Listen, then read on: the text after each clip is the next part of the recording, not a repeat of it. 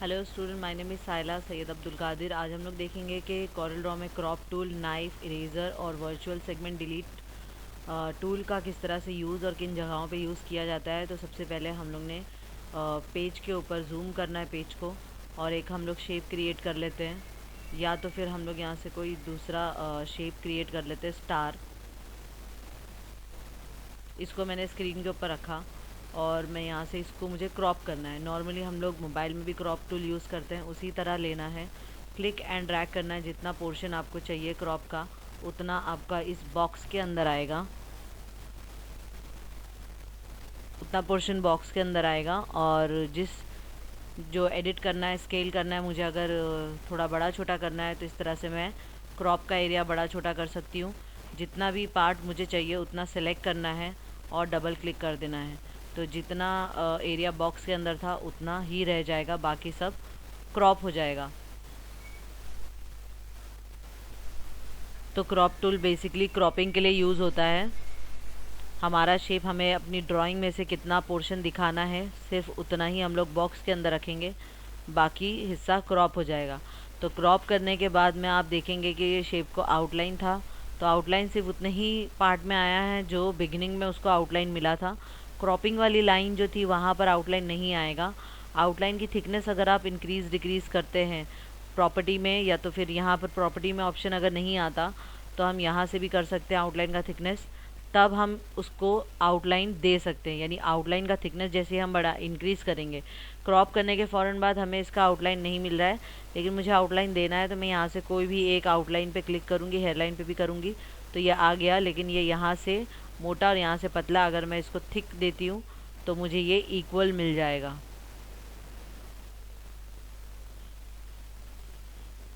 तो आउटलाइन हम लोग इंक्रीज़ करते हैं तो आउटलाइन उसको दे सकते हैं, वरना स्टार्टिंग में जब हम क्रॉप करते हैं तो उसको आउटलाइन नहीं आता।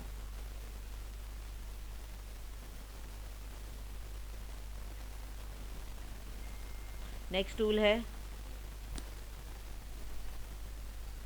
टूल दिया हुआ है यहाँ से नाइफ टूल। नाइफ टूल के लिए भी मैं स्टार ही ले लेती हूँ।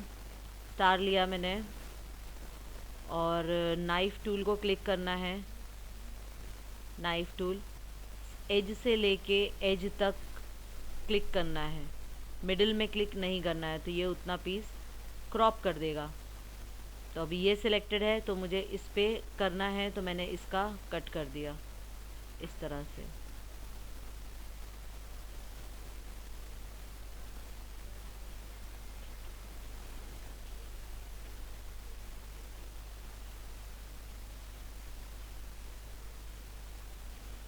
तो ये इस तरह का हमने कुछ शेप बना लिया है, इसको मैंने पीसेस में काट दिया।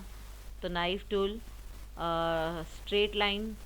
स्ट्रेट लाइन में या डायगोनल, हॉरिजॉन्टल, वर्टिकल, लेकिन सेगमेंट से सेगमेंट तक। अब ये यहाँ तक काटूंगी तो यहाँ नहीं आएगा क्योंकि दो अलग अलग पीस है, यहाँ से यहाँ तक लेगा। तो दो पीसेस एक साथ हम लोग कट नहीं कर सकते। उसके बाद में नेक्स्ट है, अच्छा, नाइफ टूल को हम लोग क्लिक एंड ड्रैग करके भी यूज़ कर सकते हैं। यानी अगर मुझे स्ट्रेट लाइन नहीं चाहिए तो मैंने ऐसा भी यूज़ किया। निकाल देते हैं ये सबको, सिलेक्ट एंड डिलीट। फिर मैंने यहाँ से दूसरा शेप लिया, फिर स्टार ही ले लेते हैं, और मैंने यहाँ से नाइफ लिया। मुझे यहाँ से एक लाइन चाहिए जो मुझे इस डिज़ाइन की चाहिए, तो मैंने इस तरह से उसे कट कर दिया। तो इसके लिए हमारा नाइफ टूल यूज़ में आता है। नेक्स्ट है इरेज़र। इरेज़ करने के लिए यहाँ से इरेज़र का साइज़ यानी थिकनेस यहाँ से इंक्रीज़ हो सकता है। शेप आपका सिलेक्टेड होना चाहिए। अभी दोनों में से अगर हम लोग देखें तो मैंने सिलेक्शन टूल लिया तो कोई भी सिलेक्टेड नहीं है, इसको मैंने सेलेक्ट कर लिया। अब इरेज़र टूल ले रही हूँ, अब इरेज़ हो गया है। इरेज़ मैंने बीच में से किया है, लेकिन ये ऑब्जेक्ट इसके साथ में कनेक्टेड है क्योंकि इसका एक ही पार्ट था। इस तरह से मैंने इसको तीन अलग अलग पार्ट में इरेज़ किया, बट ये अभी भी जॉइंट है।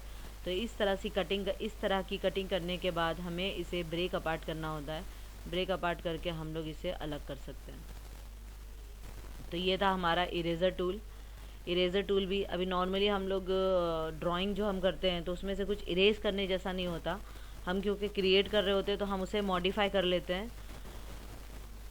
या तो फिर नोड ही डिलीट करते हैं। हमें इस तरह का कम ही यूज़ करना पड़ता है। कभी अगर बीच में से मुझे कुछ ऐसा पार्टीशन, यानी मेरा अगर लोगो ऐसा है उसके बीच में से छोटा इसका साइज़ कर दिया मैंने, थोड़ी सी ऐसी एक लाइन, एक गैप ऐसा जा रहा है जो काफ़ी स्मूथ होना चाहिए, ऐसा तो मुझे कभी नहीं चाहिए होगा।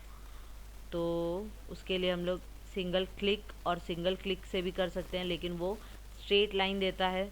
मुझे क्लिक एंड ड्रैग, अगर मुझे कर्वी एजेस चाहिए इस तरह से, तो मुझे क्लिक एंड ड्रैग करना पड़ेगा, जो मुझे ऐसा ही मिलेगा शेप।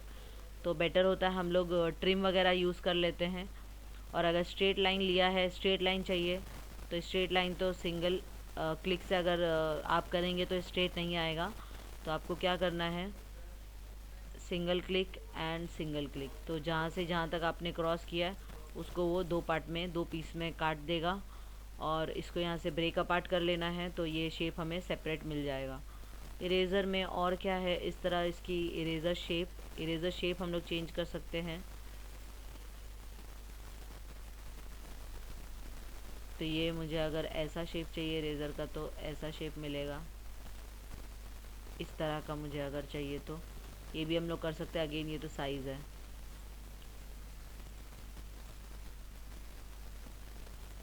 तो ये हमारा इरेज़र टूल था। इरेज़र के बाद में नेक्स्ट दिया हुआ है वर्चुअल सेगमेंट डिलीट।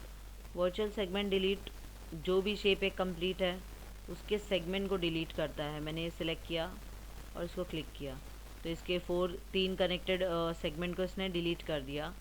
अभी रेडीमेड शेप के अंदर इसका इतना कोई ख़ास यूज़ नहीं है, क्योंकि हम लोग इस तरह से डिलीट का ऑप्शन दबाते हैं।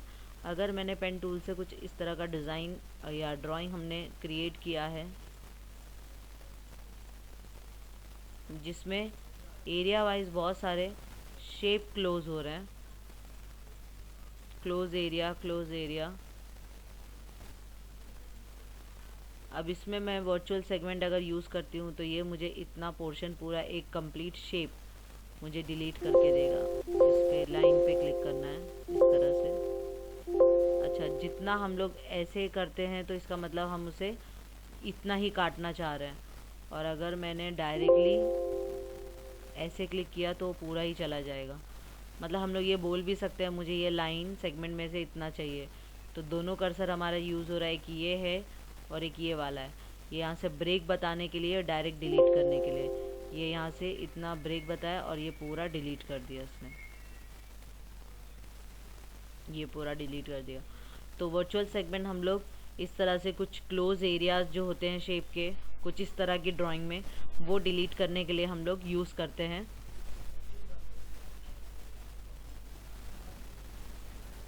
तो ये हमारा एक क्रॉप टूल, क्रॉपिंग के लिए, मतलब शेप का अगर मैंने कुछ बनाया उसका कुछ सिलेक्टेड पोर्शन ही चाहिए जो कि नॉर्मली नहीं होता, या फिर हम लोग पावर क्लिप करके उतना हाइड कर लेते हैं। नाइफ़ टूल, नाइफ़ और इरेज़र दोनों भी क्या करते हैं, काटते हैं शेप को, लेकिन इरेज़र एक नाइफ एक पाथ के हिसाब से चलता है और